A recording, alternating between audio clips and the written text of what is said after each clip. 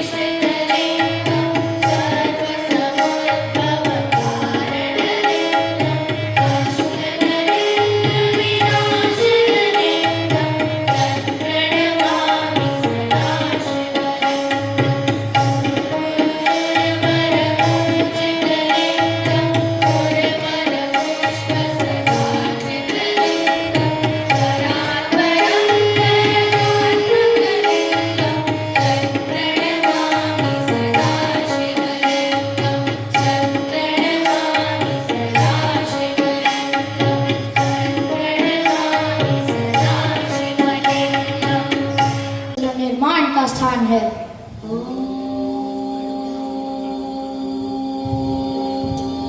गुरुदेव, सच्चा राजा कौन होता है? जो अपनी शक्ति निर्बलों की रक्षा में लगाए। राजकुमार पृथ्वीराज, धनुष उठाइए और लक्ष्य पर ध्यान केंद्रित कीजिए। जो आज्ञा गुरुदेव।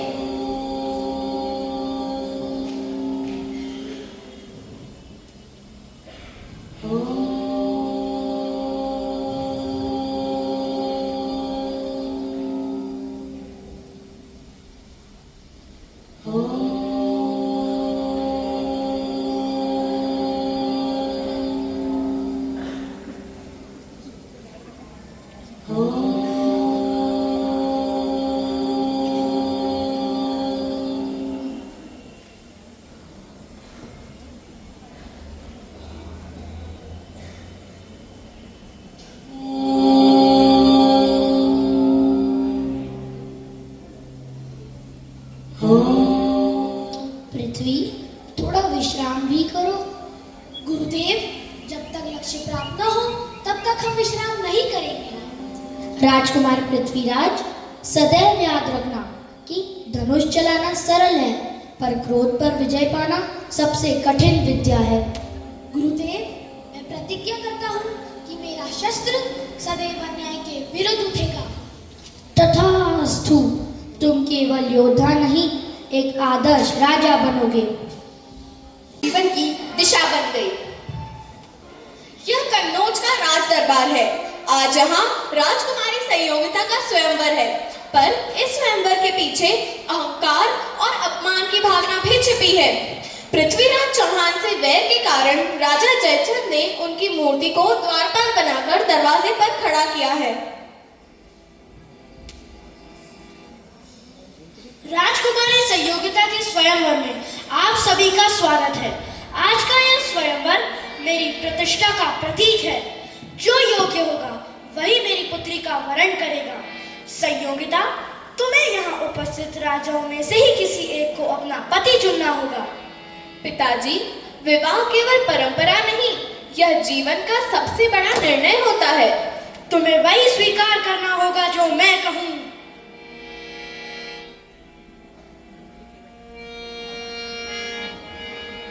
यह मूर्ति नहीं, यह वीरता और सम्मान का प्रतीक है।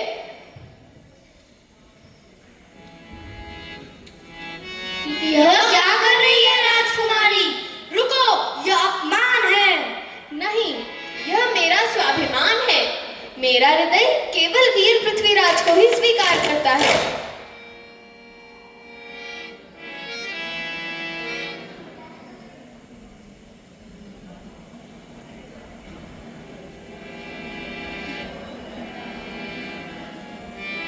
कुमारी, यदि आपने मुझे चुना है तो मैं आपको सम्मान और सुरक्षा का वचन देता हूँ। मैंने आपको नहीं, आपके धर्म और साहस को चुना है। आइए।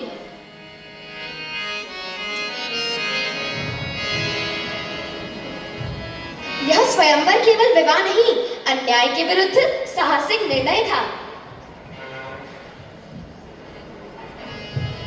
संयोगिता के स्वयंवर के बाद पृथ्वीराज चौहान की कीर्ति चारों ओर फैल गई। वे केवल एक वीर योद्धा नहीं, बल्कि एक स्वाभिमानी और धर्मनिष्ठ राजा भी थे। उनका राज्य अजमेर और दिल्ली तक फैला हुआ था। प्रजा उनसे बहुत प्रेम करती थी, क्योंकि वे न्यायप्रिय और दयालु शासक थे।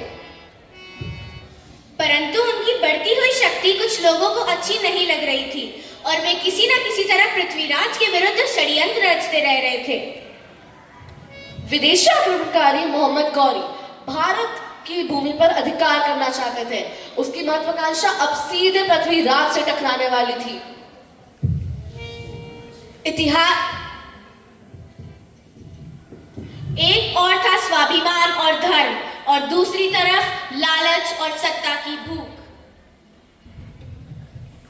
इतिहास के पन्नों में अब एक ऐसे युद्ध की बारी आ गई थी जो भारत की दिशा बदल देगा। सन 1191 में तेराइन के मैदान में पृथ्वीराज और मोहम्मद गौरी के मध्य भयंकर युद्ध हुआ।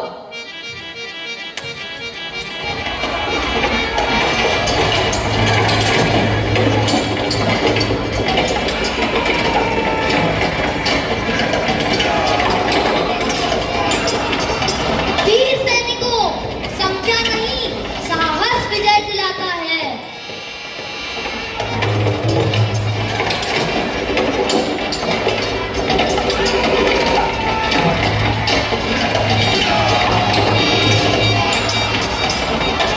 गया है। अभिनंदन महाराज, आइए शीघ्र इस दुष्ट मोहम्मद गौरी का सिर कलम कर दीजिए। नहीं मित्र चंद्रबरदाई, हारे हुए पर वार करना हमारा धर्म नहीं, इसे छोड़ दो। ये आप क्या कर रहे हैं महाराज? यह दया हम पर भारी पड़ सकती है। नहीं कवि श्रेष्ठ, शरणागत को जीवन दान देना ही हमारी संस्कृति है, इसे मुक्त कर दो। जो आदेश महाराज। मोहम्मद गौरी नहीं भूला और छल से पृथ्वीराज चौहान पर फिर आक्रमण किया। इस बार उसने छल कपट की सारी सीमाएं लांघ दी थी।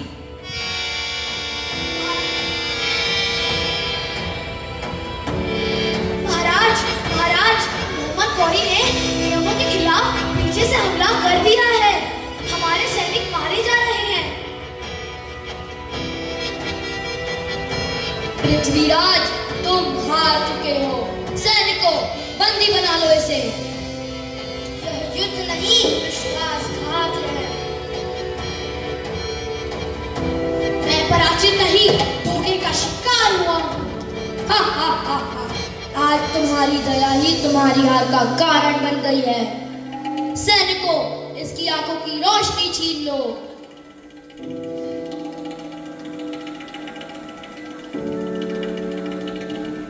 मेरी आंखें चली जाए पर फिर भी तुम मेरा सांस नहीं छीन पाओगे।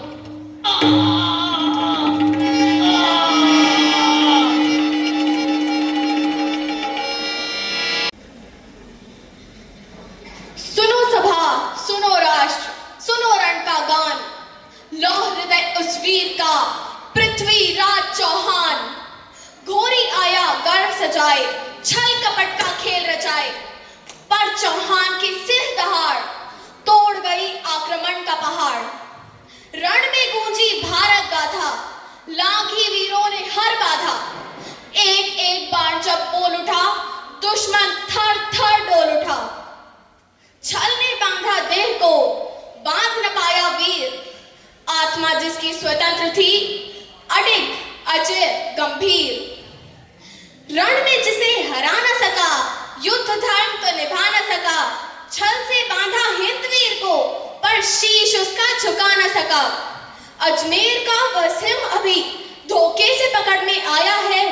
यह युद्ध नहीं षड्यंत्र है, जहां कायर विजयी कहलाया है। अब देखो, यह न्याय नहीं है, यह भय का नग्न प्रदर्शन है। लो शलाका क्रूर हंसी और सत्ता का अंधा शासन है। आज नयन कुचले गए, आज नयन कुचले गए, कल अभिमान टूटेगा। जिसे अंधा समझ रहे हैं सब, वह युगों युगों तक देखेगा, वह युगों युगों तक देखेगा, वह युगों युगों तक देखेगा। कान कांपता था, आज वह अंधा होकर मेरे सामने खड़ा है। कहो, अब कैसा लग रहा है राजा से कैदी बनकर? राजा वह नहीं जो गद्दी पर बैठे, राजा वह है जो अपने आत्मसम्मान पर अड़िग रहे। तो अंधे राजा, सुना है तुम बड़े निशानेबाज हो। चलो आज देखते हैं तुम्हारी कला। चंद, क्या अभी भी धर्म जीवित है? हाँ महाराज, और जब तक आप जीवित हैं, धर्म कभी नहीं हारेगा। दरबारियों, आज देखो अंधा राजा किस दिशा में तीर चलाता है। हे मातृभूमि, आज मेरा शरीर भले ही अंधा हो, पर मेरा मन, मेरा लक्ष्य, मेरा साहस सब जागृत है। चलाओ तीर, अगर तुम्हारा निशाना सही हो तो। 4 5 24 गज, 4 5 24 गज, अंगुल अष्ट प्रमाण। ताऊ पर सुल्तान है, मत चूको चौहान, मत चूको चौहान। यह तीर मेरा नहीं, भारत के स्वाभिमान का है। यह असंभव है। सुल्तान गिर गया, सुल्तान गिर गया, अरे अरे सुल्तान गिर गया। महाराज, आप अमर हो गए। नहीं चंद, अमर तो धर्म, साहस और मातृभूमि की रक्षा होती है। भारत माता की जय। वीर पृथ्वीराज चौहान अमर रहे।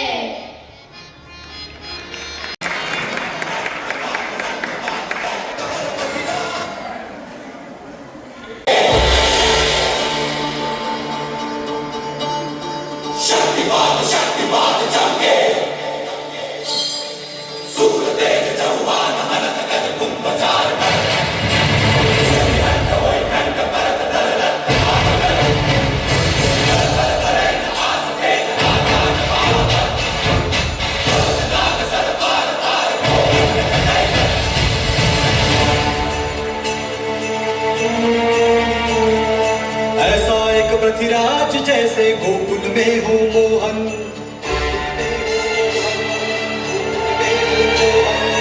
ऐसा एक पृथ्वीराज जैसे कुरुक्षेत्र में Arjun,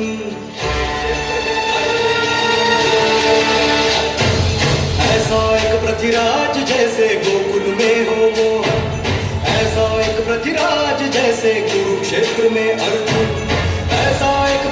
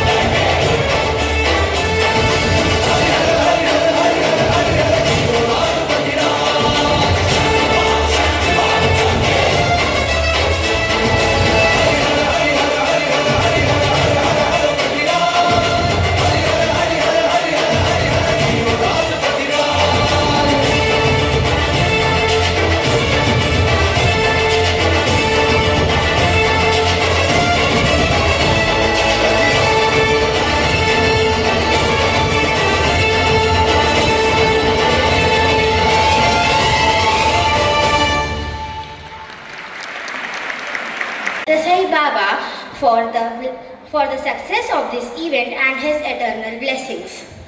A special thanks to Principal Ma'am for giving us this opportunity to explore about the legend Prithviraj Chauhan. I express my gratitude to the grandparents and parents for sparing their precious time for coming here to motivate us.